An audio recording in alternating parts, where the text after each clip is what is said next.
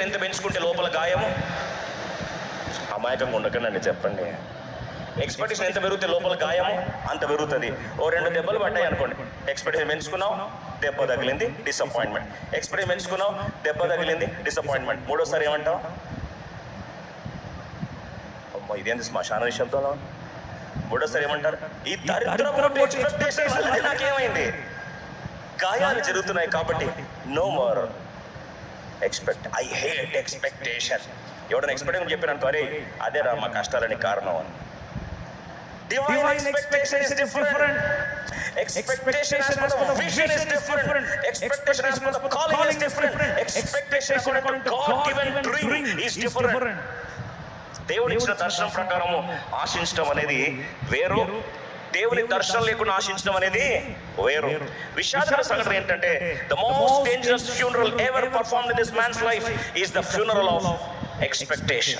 Some people are alive physically but dead expectationally. ఈరోజు అడుగుతున్నాను, wherever expectations are buried, miracles are buried. ఎక్కడెక్కడైతే ఆసక్తి చల్లారిపోతుందో ఆ ప్రాంతంలో అద్భుతము జరగదు. అందుకొరకే చాలా ప్రాంతాల ప్రభు అన్నాడు, నువ్వు స్వస్థపరచబడగోరుచున్నావా అని. ఎందుకు అడిగాడు? ఎప్పుడైతే నీకు ఆసక్తి వస్తుందో, ఆసక్తి ఉన్న దగ్గరనే, దయచేస్తునండి, ఆసక్తి ఉన్న దగ్గరనే అద్భుతాలు జరుగుతాయి. ఎస్ఎన్ఎల్ చేతండి. అభిషేకం ఎక్కడ ఉంటుంది?